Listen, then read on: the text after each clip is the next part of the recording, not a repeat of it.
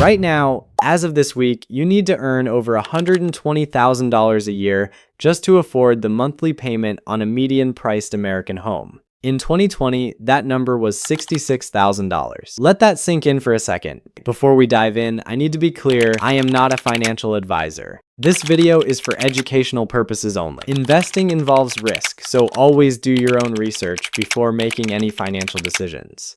Because what I'm about to walk you through isn't just a housing story. It's a story about how the entire system stacked itself against regular people. And most of the headlines you're reading, they're only telling you half of it. 62% of Americans now believe buying a home is simply unrealistic in 2026. Not hard, not a stretch, unrealistic. That's not pessimism, that's math. So let's actually do the math. The median home price, existing homes, the ones regular people actually buy, is sitting above $400,000 right now. And the 30-year fixed mortgage rate, as of this week, is hovering right around 5%. You run those numbers on a standard loan with a modest down payment, and you're looking at a monthly payment somewhere around $3,100. That's before property taxes, before homeowner's insurance, before the water heater decides to die on you 2 weeks after you move in. So what does this actually mean for you? It means that if you're a dual income household pulling an $85,000 combined, which, by the way, puts you solidly in the American middle class, you are priced out. Full stop.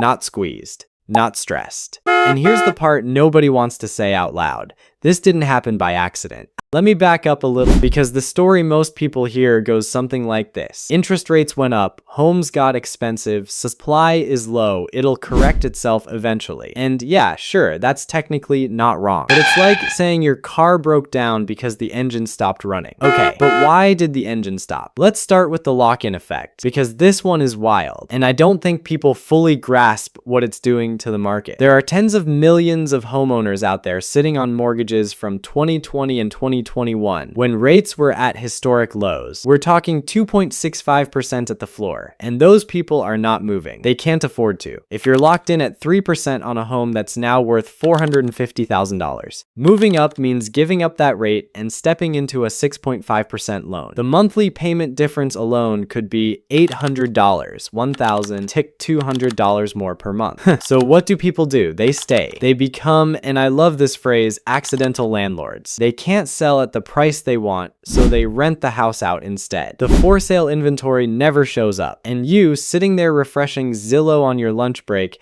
never see those homes come to market. That is the freeze. And Harvard's Joint Center for Housing Studies just confirmed this in their 2026 State of the Nation's Housing Report. Existing home sales still haven't recovered from the 30-year low they hit in 2023. We are in a frozen market, and rates staying stuck above 6% are the ice. Oh, but here's what I want you to think about. Would things actually get better if rates drop tomorrow? Not as fast as you think. And this is the hidden story nobody's running with. Home prices have risen 54% since 2020. 54%. And they're currently sitting at nearly 5 times the median household income, far above the ratio of 3 to 1 that held through most of the 1990s. Some analysts are now comparing what we're living through to conditions above the 2006 bubble peak when you adjust for inflation. Let that hit you.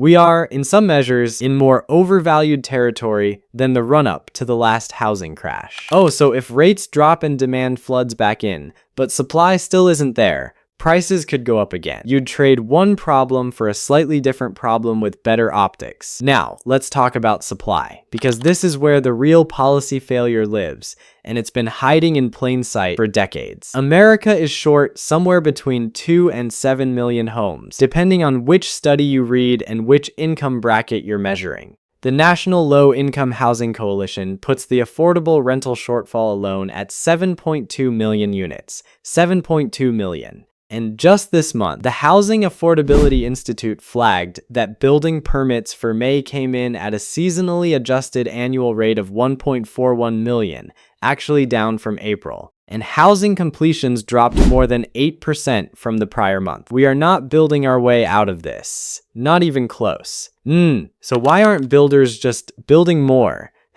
Oh man. Buckle up, it costs too much to build. Labor costs are up, materials costs are up. And then you hit zoning laws, local rules written in the 1950s and 1960s that basically say, in this neighborhood, you can only build single-family detached homes on large lots. No duplexes, no small apartments, no density. And the homeowners in those neighborhoods, they vote. They show up to city council meetings. They block new development because, let's not sugarcoat it, they benefit financially from scarcity. Their home values go up when supply stays constrained. This is what economists call NIMBYism, not in my backyard, and it is one of the most economically destructive forces operating in American housing policy right now. Some states are starting to push back. Oregon, California, Montana have passed laws limiting exclusionary zoning, but it's moving slowly, and the pipeline takes years to fill. What does this mean for your actual life right now? If you're renting and thinking, okay, I'll just rent for a while until this corrects, here's what that looks like. The average rent in the United States in early 2026 is around $700 to $2, zero in a month depending on whose data you use. Rents are up nearly 30% over 5 years. And while rent growth has cooled recently, actually ticked down slightly in late 2025, that cool down is not undoing 5 years of cumulative increases that outran wage growth. Harvard's rental housing report for 2026 found that 22.7 million renter households are currently cost burdened. That means more than 30% of their income goes to rent. And 1 million of those households are severely cost burdened, spending more than half their paycheck just to keep a roof over their head. Half of their paycheck just for the roof. There's nothing left for a down payment, nothing left for an emergency fund, nothing left for, and I want you to really sit with this, nothing left to build any kind of wealth at all, because you're trapped in the rent cycle, which means you can't build equity, which means you're not accumulating the biggest wealth asset most middle-class Americans have ever had access to. That's the real wealth gap hiding inside the housing crisis. It's not just about shelter. It's about who gets to build intergenerational wealth and who doesn't. And here's the part that should make you genuinely angry. A new study from the American Enterprise Institute found that the homeownership rate hasn't just dropped for young people, it's dropped across every age group. At 35, the homeownership rate fell from 60% in 2000 to 50% today. At 40, from 70% to 59%. Even people in their 50s are getting squeezed out. This isn't a millennial spend too much on avocado toast story. This is a structural collapse of the homeownership pathway that used to define the American middle class. And 74% of young Americans now say the cost of housing has reached a crisis level. 74% across party lines. This is one of the few things left in America that conservatives and progressives agree is broken. Now, and I want to be fair here because there are two sides to every story. There are some economists who will tell you this market is actually correcting right now. Quietly. Home price appreciation has slowed dramatically. Some analysts are projecting slight price declines through 2026, 2027, and 2028.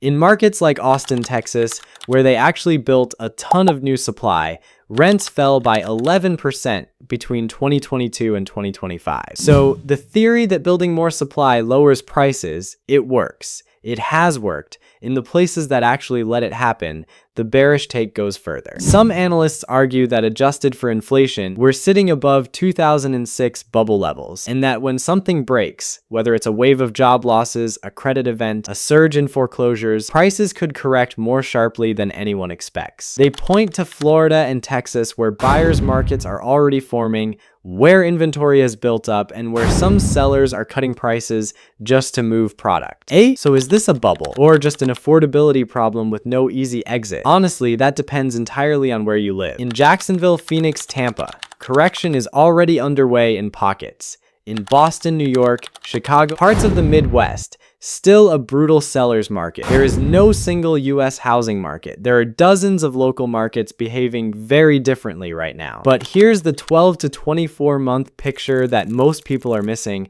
The Federal Reserve just held rates steady after its June meeting. But the tone coming out of that meeting was hawkish. Majority of Fed policymakers are now signaling that a rate hike later this year is more likely than a rate cut. Inflation is still running above the Fed's 2% target, and the geopolitical uncertainty around the conflict in Iran has been pushing oil prices up, which feeds back into inflation. If rates go up instead of down, that $3,100 monthly payment gets even harder to stomach. The lock-in effect gets worse. Inventory stays frozen, and the first-time buyer sitting there with $40,000 saved up trying to crack into this market gets squeezed for another year, maybe two. That's the scenario nobody wants to talk about publicly. The rosy narrative is rates come down, market opens up, buyers come back. The uncomfortable scenario is rates stay high or go higher. Supply stays constrained, and an entire generation gets permanently locked out of the wealth-building machine that homeownership used to represent. There's a policy conversation happening right now that's worth watching. The 21st Century Road to Housing Act passed out of Senate committee. The House passed the Housing for the 21st Century Act, which includes provisions to reduce zoning barriers. Low-income housing tax credit funding was permanently raised by 12%. These are not nothing, but they are also not nearly enough to close a 7 million unit gap in any timeline that matters to someone trying to buy a house in the next 5 years. Wah. And here's the thing that blew my mind when I was researching this. In 2024, 25 million people were living in households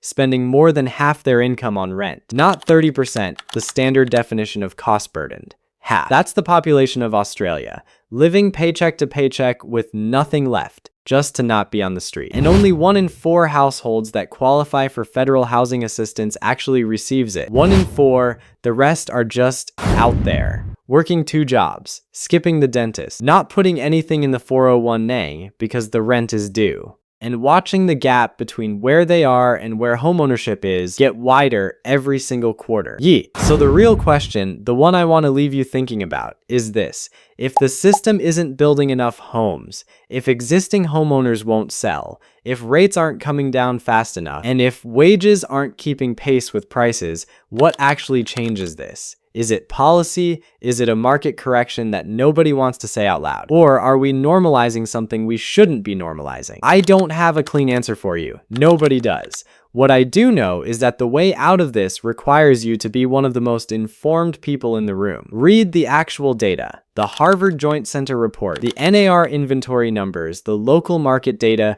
for wherever you live. Understand what your actual debt-to-income ratio looks like before you walk into a bank. Know what affordable actually means for your specific budget, not what a lender tells you you're approved for. Because getting approved for a mortgage and being able to financially sustain a mortgage are 2 very different things. Don't make a $400,000 decision based on a vibe. Don't rush because you feel like you're falling behind everyone else. And don't let anyone tell you this is simple because the data is screaming that it isn't. Do your research. Look at your local market specifically. Talk to people who've navigated this recently. Think long term and never let panic or FOMO drive the biggest financial decision of your life. Drop into the comments what city you're in and what the market feels like from where you're standing, because I genuinely want to know, are you seeing cracks or does it still feel completely impossible? Stay curious, stay skeptical, and I'll see you in the next one.